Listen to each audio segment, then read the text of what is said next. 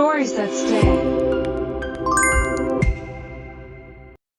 उत्तराखंड की पहाड़ियों में, जहां बादल जमीन से टकराते हैं और हवाओं में कुछ पुरानी सिसकियां घुली होती हैं, एक गांव था, ज्योतिपुर। गांव छोटा था, लेकिन हर किसी की आंखों में डर का स्थायी असर था। लोग सूरज ढलते ही घरों में बंद हो जाते और गांव के अंतिम छोर पर स्थित राजविलास हवेली की तरफ नजर तक उठाने की हिम्मत नहीं करते। एक समय था जब इस हवेली में रौनक थी, काफिले आते थे, संगीत बजता था। लेकिन अब हवेली एक खंडहर थी, और उस खंडहर में बंद थी एक तिजोरी। पर यह कोई साधारण तिजोरी नहीं थी। इसमें खजाना नहीं, एक शाप बंद था। प्रोफेसर आर्यन रॉय कोलकाता विश्वविद्यालय में इतिहास पढ़ाते थे। वह ऐतिहासिक रहस्यों और प्राचीन स्थानों में छिपे तथ्यों के दीवाने थे। एक दिन उन्हें डाक से एक काला लिफाफा मिला, बिना किसी प्रेषक के। अंदर था एक पुराना, पीले पड़ चुके कागज का टुकड़ा, जिस पर तांत्रिक लिपि में लिखा था, 31 अक्टूबर को अमावस्या की रात तिजोरी जागेगी। यदि रहस्य को उजागर करना चाहते हो तो ज्योतिपुर आओ, सिर्फ तुम। साथ में एक पुराना लोहे का ताला था, जिस पर सांप और खोपड़ी की आकृति उकेरी गई थी। ताले के पीछे कुछ उभरे अक्षर थे, जो खोलेगा वही बंधेगा। आर्यन ने यह सब एक बेकार मजाक समझा, लेकिन साथ ही दिल के अंदर कुछ गहराई में एक अद्भुत उत्सुकता भी जाग गई। उसने अपनी पत्नी नेहा को बताया। नेहा आध्यात्मिक प्रवृत्ति की, सूक्ष्म संकेतों को महसूस कर लेने वाली स्त्री थी। वो हंसी नहीं, उसकी आंखें गंभीर हो गईं और उसने सिर्फ इतना कहा, कुछ चीजों को जगाना खुद को मिटाने जैसा होता है। पर आर्यन तय कर चुका था। 4 दिन बाद वे दोनों ज्योतिपुर पहुंच गए। गांव में घुसते ही हवा का स्वभाव बदल गया था। धूप होते हुए भी हर छाया कुछ कहती सी लगती थी। लोग उन्हें घूरते थे, बात करने से कतराते थे।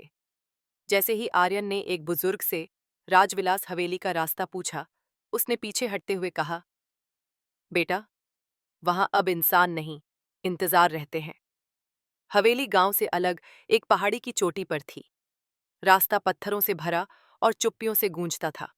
हवेली विशाल और वीरान थी, लेकिन जैसे उसकी दीवारों में कुछ सांसें अब भी बाकी थीं। मुख्य द्वार अपने आप खुला और उनकी गूंजती आवाजें भीतर समा गईं। हवेली के भीतर धूल की मोटी परत थी, लेकिन हर चीज अपनी जगह, जैसे किसी अदृश्य आदेश का पालन कर रही हो। दीवारों पर पेंटिंग्स थीं, जिनमें आंखों वाले लोग आंखें बंद किए बैठे थे, और बीचों बीच था एक भारी लोहे की तिजोरी, बिना किसी कुंडी या चाबी के। लेकिन वो हिल रही थी, जैसे उसकी भी सांस चल रही हो। नेहा को तब पहली बार कुछ महसूस हुआ। उसके कानों में धीमी सी आवाज आई, तुम ही हो जो खोलोगी हमें। वो कांप गई।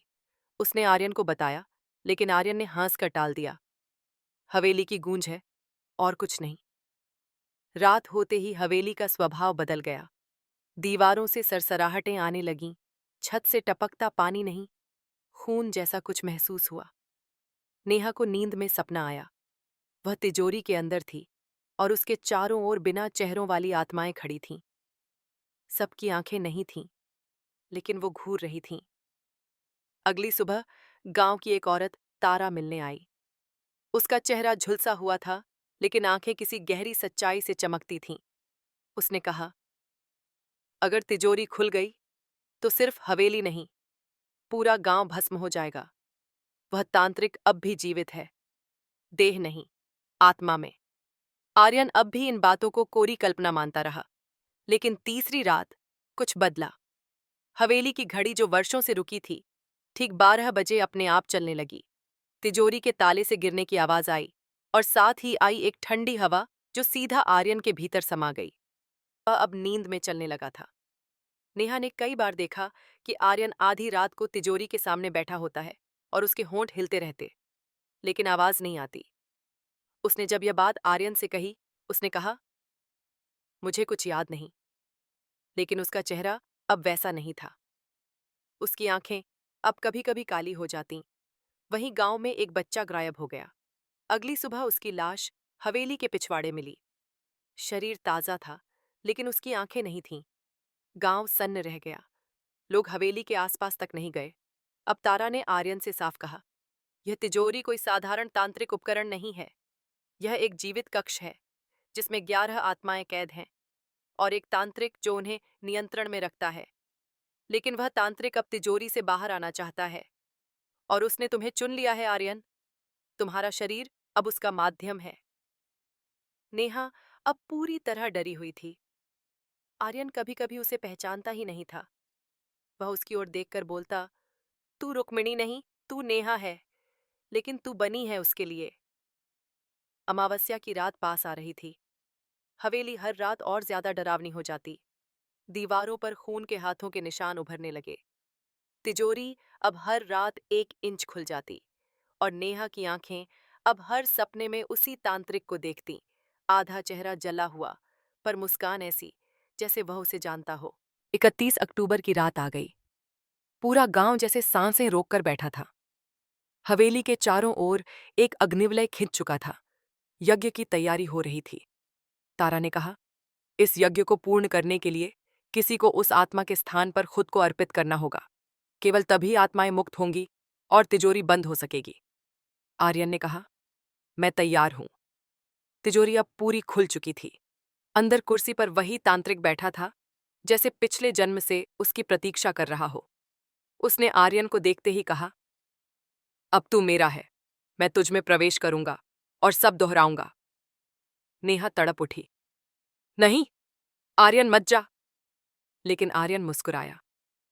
वह तिजोरी के भीतर गया और जैसे ही उसने दरवाजा बंद किया, बाहर एक चमकदार विस्फोट हुआ। हवेली कांप गई। आत्माएं चीख उठीं। यह अधूरी मुक्ति है, अधूरी मुक्ति है। तिजोरी अब बंद थी, लेकिन उस पर फिर से वही शब्द उभर आए थे, जो खोलेगा वही बंधेगा। नेहा हवेली से बाहर आ चुकी थी, बेसुध लेकिन जीवित। गांव में शांति लौट आई थी, पर नेहा अब हर रात एक ही सपना देखती। तिजोरी की कुर्सी पर अब आर्यन बैठा है और वह कहता है, नेहा, अगली बार दरवाजा तुझे खोलना है। Please like, share, and subscribe our channel for more interesting stories.